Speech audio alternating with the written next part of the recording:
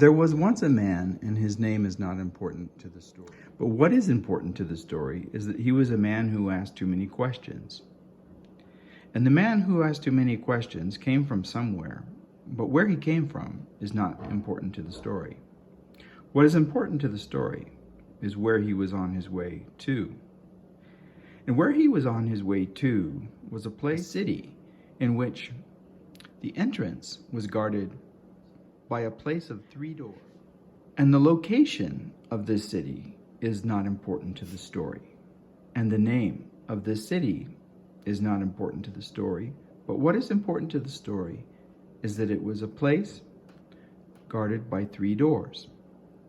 And that one had to knock on one of these 3 doors to enter the gates of the city.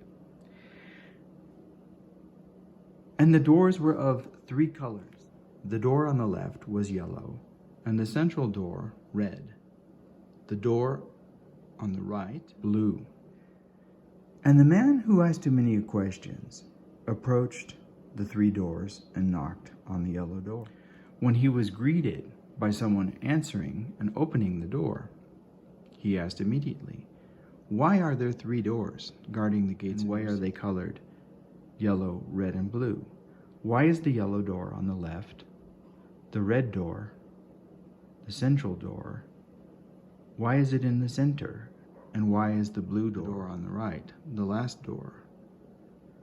Or, conversely, if one begins on the right and proceeds to the left, why is the blue door the first door, the red door the central door, and the yellow door the final door? Is there an order in which we should pass through the doors? Does our procession begin on the left and proceed to the right, or begin rather on the right and proceed to the left? Or is there no linear rationale for the arrangement of the doors? The response to the man who asked too many questions was to slam the first door that he had chosen, the door on the left, closed. And for the next 10 years, the man who asked too many questions continued to bang on the yellow door.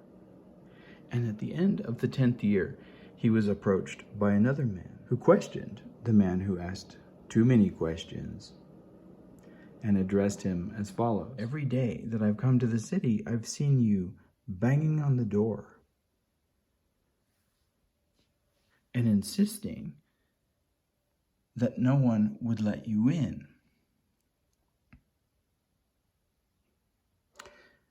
Don't you think if someone were going to let you in, they would have let you in by now?" To which the man who asked too many questions responded with the following: "I have no intention of entering the city. I bang on the door to let others know that I was excluded from entrance because I ask too many questions." To which the man, addressing the man who asked too many questions, shrugged his shoulders and walked through the yellow door. 10 years passed, and the man who asked too many questions had moved on to the central door. And every day, and every hour of every day, he spent banging on this door. "I am not allowed access to the city," he shouted. "They will not let me in simply because I asked too many questions about their doors, about their colors and their arrangements, about why the red door, the one that I am banging on, is central, and why the blue and the yellow to the right and to the left proceeded either this way or that way. Why the doors are closed, and why asking so many questions excludes me from entrance to the city."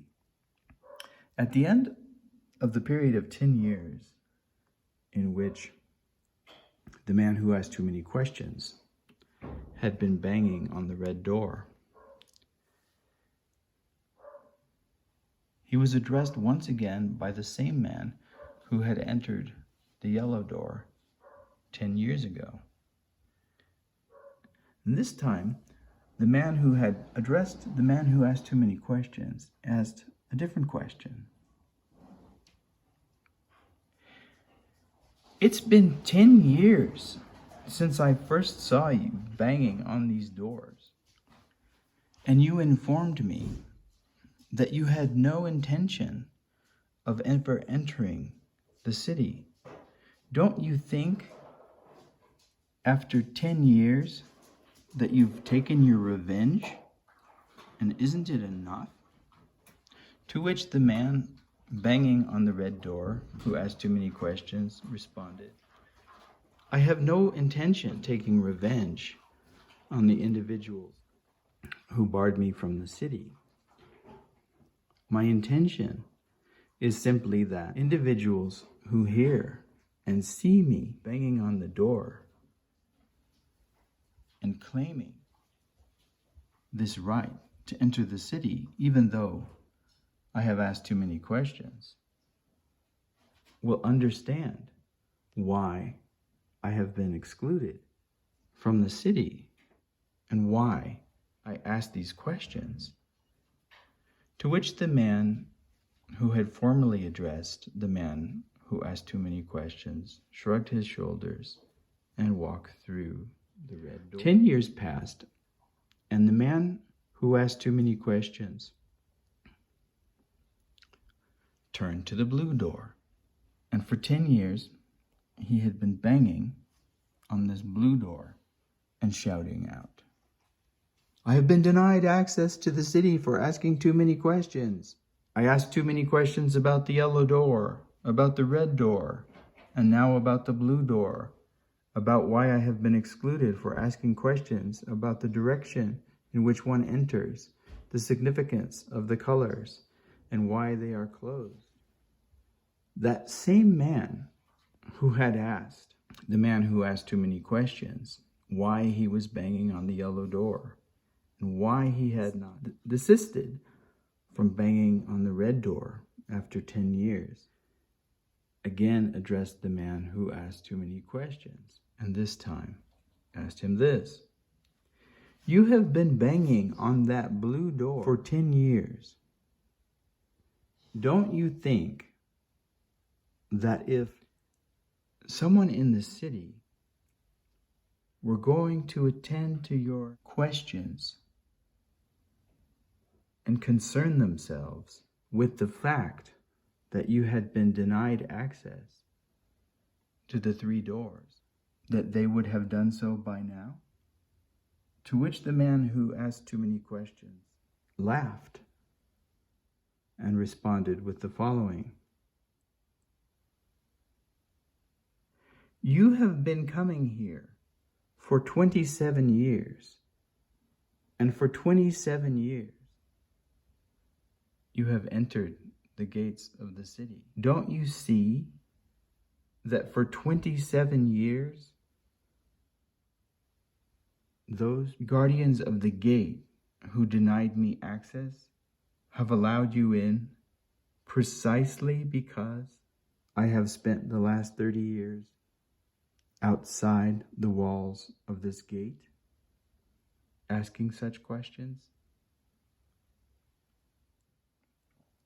To which the man who had been asking the man who asked too many questions, such questions, shrugged his shoulders and passed through the blue door.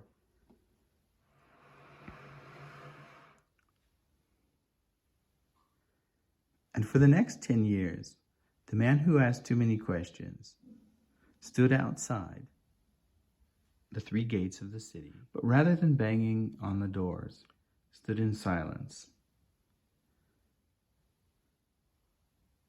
in front of the 3 doors, the yellow door, the red, and the blue. And after 10 years of silence, he was once again approached by that same man who had been asking him these questions for all of these years.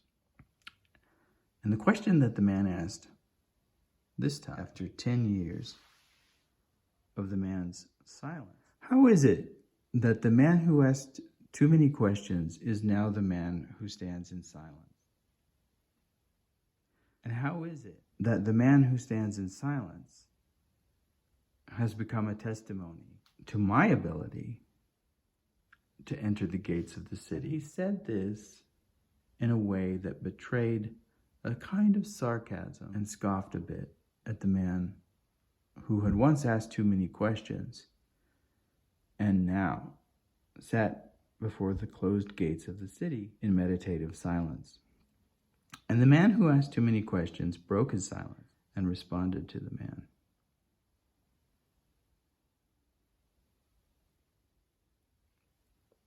Can't you see that my silent meditation in front of the three gates is a discourse of questions? And who do you think will be remembered across the ages of time? Those who sat in the bars and taverns and told jokes? And do you think that the jokes that they told over wine and beer will be remembered? Or do you think the questions addressed by the man who sat in silence for a period of 40 years in front of the three closed gates will be the one that they ask questions about and recall? To which the man who asked too many questions, smiled, turned on his heel, and rather than entering the gates of the city, proceeded elsewhere.